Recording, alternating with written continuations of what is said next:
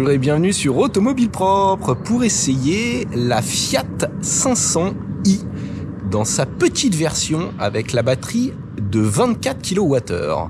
Mais tout d'abord, je vous invite à vous abonner à la chaîne YouTube d'Automobile Propre et de ne pas oublier de cocher les notifications. La Fiat 500i 24 kWh partage exactement la même plateforme et les mêmes dimensions que la grosse version 42 kWh.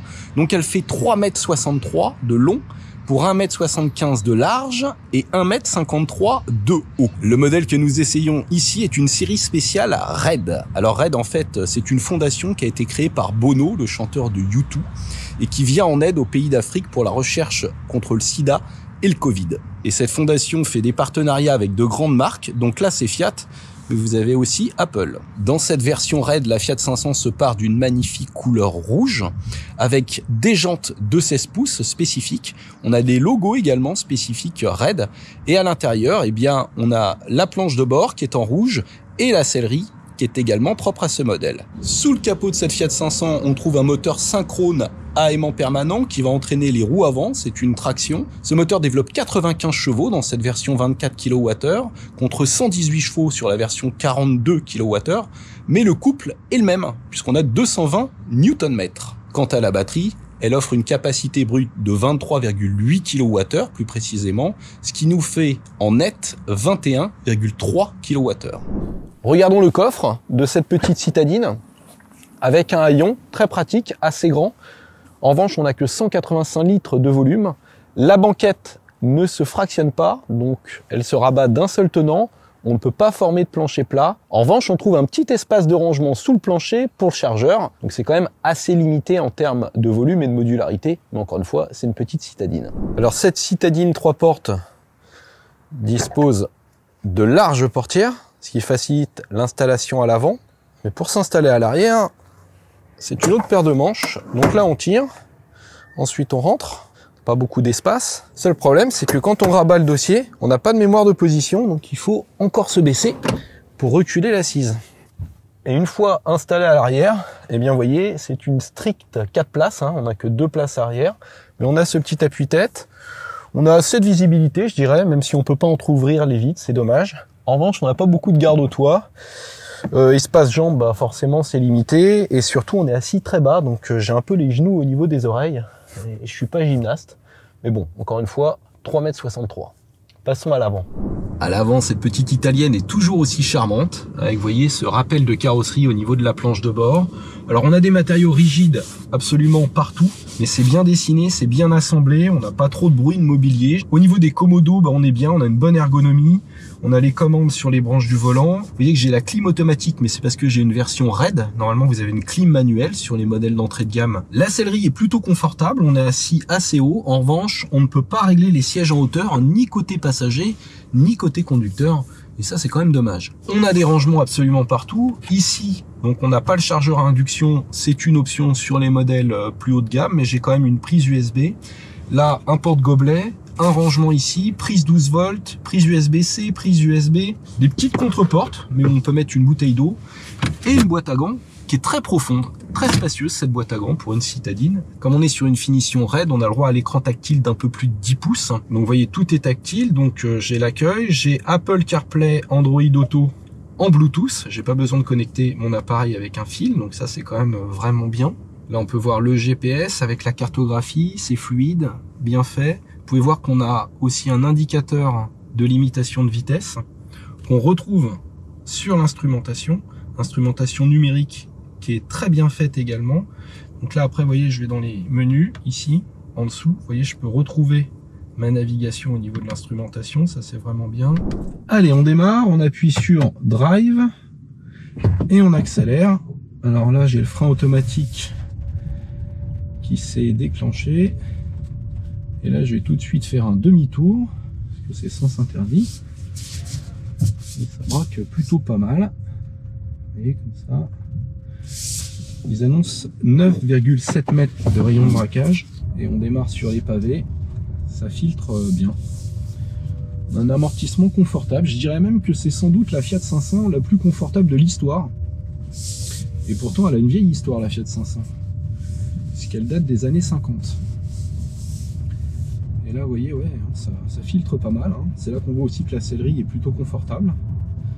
On n'a pas trop de bruit de suspension. Et hop, là, sens interdit. Et à droite, cul-de-sac. Donc marche arrière. Et là, vous voyez, j'ai l'indicateur du radar de recul. J'ai pas la caméra sur mon modèle d'essai. On peut l'avoir en option sur les modèles haut de gamme. On peut avoir une caméra 360. Et sur les versions d'entrée de gamme, finition action, vous n'avez même pas de radar de recul. Hein. Là, c'est parce que j'ai une RED que j'ai le droit au radar. C'est pourtant indispensable, hein, même si la voiture est petite, facile à garer. Si on n'a pas ces aides aujourd'hui, on est perdu. La direction est très légère, très douce pour manœuvrer. Donc ça, c'est vraiment top pour ce genre de véhicule. Et vous voyez là, bien que ce soit étroit, je passe partout. Je me faufile. Alors on a plusieurs modes de conduite. Vous voyez, il suffit d'appuyer ici sur e-mode. Donc j'ai le mode normal qui, comme son nom l'indique, va offrir toute la puissance. Avec un frein moteur très léger, la voiture va être en roue libre. Ensuite j'ai le mode range qui lui va m'offrir beaucoup de frein moteur pour recharger la batterie au maximum. Et ensuite j'ai le mode Sherpa qui est une sorte de mode éco qui va brider la puissance, sauf si j'enfonce vraiment l'accélérateur à fond. Donc moi j'ai fait l'essentiel de mon parcours en mode range, hein, c'est celui que je préfère, avec beaucoup de frein moteur. Et l'avantage c'est que ça va jusqu'à l'arrêt, là vous voyez au stop. Là, vous voyez encore une fois là sur les pavés, même en roulant un petit peu plus vite, j'ai pas de bruit de roulement. On n'entend pas les suspensions travailler. Là, vous voyez, même sur la compression, c'était bien encaissé au niveau des suspensions. Donc vraiment bien, hein, pour la ville, c'est le top. Il n'y a pas mieux. Allez, là, on est sur une petite route sinueuse, un peu grasse. 1, 2, 3. Accélère à fond. Ah, ça patine un peu quand même. La motricité est un petit peu mise à mal. Faudra faire attention sur le mouillé. Là, je suis sur des jantes de 16 pouces avec des pneus de 195-55. Donc, c'est des pneus avec des flancs relativement épais qui préservent le confort. Donc, la direction est légère mais relativement précise. Et la voiture a tendance à légèrement sautiller. Très légèrement, mais franchement, c'est pas mal en confort. Elle sautille peut-être un petit peu plus que la 42 kWh, ce qui serait logique parce qu'elle est un peu moins tassée. Elle fait 110 kg de moins que la version 42 kWh. Et du coup, elle est encore plus plaisante dans le sinueux. C'est non seulement la 500 la plus confortable jamais produite, mais c'est aussi la plus dynamique, indiscutablement. Et là, comme le moteur de 95 chevaux a le même couple que le 118 chevaux, au niveau performance, faut avoir un chrono dans la main pour s'en rendre compte. On aborde une portion de voie rapide, même si c'est pas sa vocation première à cette petite Fiat 500. Alors déjà, au niveau de l'insertion sur voie rapide, il n'y a aucun problème puisqu'on a les mêmes performances quasiment que la grosse version. La seule chose, c'est qu'on est limité en vitesse de pointe. La grosse version peut aller jusqu'à 150 km/h. Celle-ci est bridée à 135 km/h. Allez, là d'ailleurs, je vais dépasser. Ouais, j'ai de la reprise quand même. C'est pas mal. Et on les prend très facilement, ces 135 km/h. Alors, je vais mettre le régulateur de vitesse ici, hop, sur le volant, 7. Il est très bien fait. La seule chose, c'est que cette version de base, normalement, n'a pas de régulateur de vitesse. Là, je suis sur une version RED, c'est une série spéciale qui inclut donc cet équipement. Maintenant, c'est pas un régulateur de vitesse actif, hein, c'est un régulateur de vitesse standard. Mais j'ai l'aide au freinage d'urgence quand même. Aide au freinage d'urgence qui peut se montrer un petit peu sensible. J'ai déjà eu des petits coups de frein en me rabattant un peu près derrière une voiture. Quand on évolue à 130 km/h, c'est-à-dire quasiment à fond, évidemment, la batterie de 21 kWh va fondre comme neige au soleil. Vous ferez moins de 100 km sur autoroute. En ville, en mode Sherpa, en revanche, vous pourrez atteindre environ 150 km de rayon d'action. Et moi, pendant mon essai, j'ai fait du 18,4 kWh au 100 de moyenne. Donc ça me faisait à peu près 120 km d'autonomie.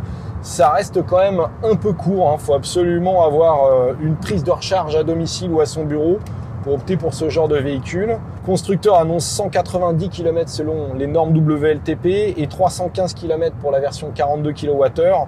Dans les faits, on sera plutôt à 130-140 km d'autonomie mixte.